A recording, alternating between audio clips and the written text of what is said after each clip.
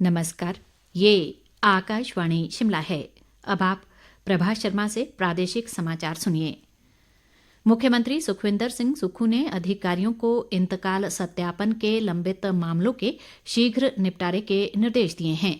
शिमला में आज प्रशासनिक सचिवों के साथ आयोजित मंडे मीटिंग की अध्यक्षता करते हुए उन्होंने कहा कि आगामी 30 अक्तूबर को पूरे प्रदेश में इंतकाल अदालत आयोजित की जाएगी।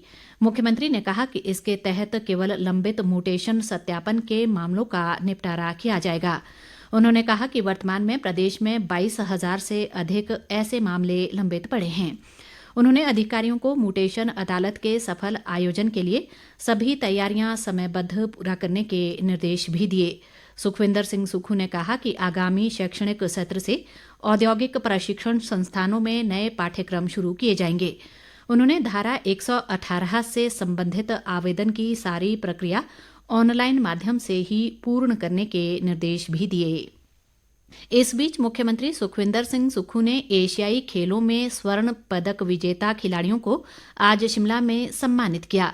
हिमाचल प्रदेश कबड्डी एसोसिएशन द्वारा आयोजित इस सम्मान समारोह में मुख्यमंत्री ने कबड्डी खिलाड़ी विशाल भारद्वाज, भारतीय महिला कबड्डी टीम की कप्तान ऋतु नेगी व टीम की सदस्य निधि शर्मा, ज्योति पुष्पाराणा और सुषमा शर्मा को सम्मानित किया। इस अवसर पर मुख्यमंत्री ने कहा कि प्रदेश की बेटियां हर क्षेत्र में आगे बढ़ रही हैं, जिनकी सफलता उभरते खिलाड़ियों के लिए प्रेरणा देने वाली है। केंद्रीय सूचना व प्रसारण और युवा सेवाएं व खेल मंत्री अनुराग सिंह ठाकुर ने कहा है कि प्रधानमंत्री नरेंद्र मोदी के कुशल नेतृत्व में देश मजबूत हुआ है और तिरंगे की ताकत बढ़ी है। अनुराग ठाकुर ने आज हमीरपुर जिले के भोरंज, हमीरपुर व बड़सर विधानसभा क्षेत्रों में स्कूली बच्चों, अध्यापकों व स्थानीय जनता से मेरी माटी मेरा देश कार्यक्रम की महत्ता पर संवाद किया। इस अवसर पर उन्होंने मेरी माटी मेरा देश कार्यक्रम को सफल बनाने के लिए आभार भी जताया। उन्होंने कहा कि देश के लाखों गांवों से 75,000 कलश में मिट्टी एकत्र कर दिल्ली के इंडिया गेट के पास अमृत वाटिका, आज़ादी का स्मारक व अमृत स्मारक बनाया जाएगा।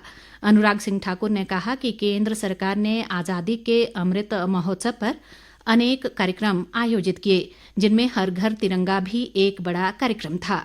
उन्होंने कहा कि स्कूलों में स्वतंत्रता सेनानियों, वीर बलिदानियों व वीर सैनिकों के नाम के बोर्ड लगवाए जाएंगे ताकि विद्यार्थियों में देशभक्ति का जज्बा पैदा हो। उन्होंने कहा कि मोदी सरकार ने केवल 3 सालों में सैनिकों को 2 लाख बुलेट प्रूफ जैकेट उपलब्ध करवाए हैं।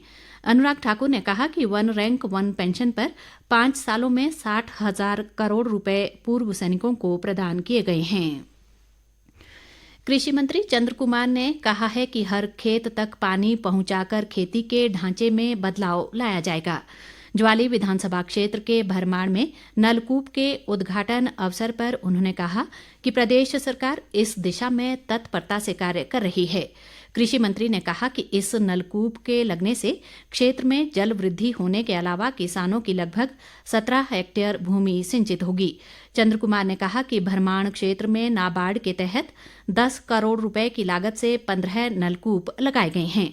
उन्होंने कहा कि ज्वाली विधानसभा क्षेत्र में 22 और ट्यूबवेल लगाए जा रहे हैं, जिसके लिए टेंडर प्रक्रिया प्रगति पर है। उद्योग मंत्री हर्षवर्धन चौहान ने कहा है कि हाटी क्षेत्र को जनजातीय दर्जा देने के मामले में कुछ त्रुटियां रह गई हैं, जिस पर केंद्र सरकार से स्पष्टीकरण मांगा गया है। आज राजकीय वरिष्ठ माध्यमिक पाठशाला टटियाणा व ठोंठा जाखल के निरीक्षण अवसर पर उन्होंने ये बात कही। उन्होंने कहा कि केंद्र सरकार से इस मामले पर रिपोर्ट आने के बाद जनजातीय दर्जा प्रदान किया जाएगा।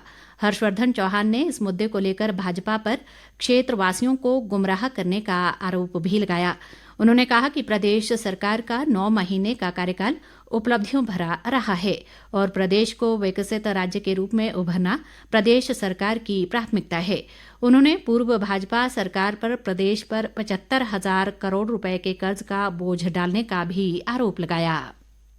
विधानसभा अध्यक्ष कुलदीप सिंह पठानिया ने स्विट्जरलैंड में भारत के राजदूत मृदुल कुमार से हिमाचल प्रदेश में पर्यटन को बढ़ावा देने के लिए सहयोग की अपील की है।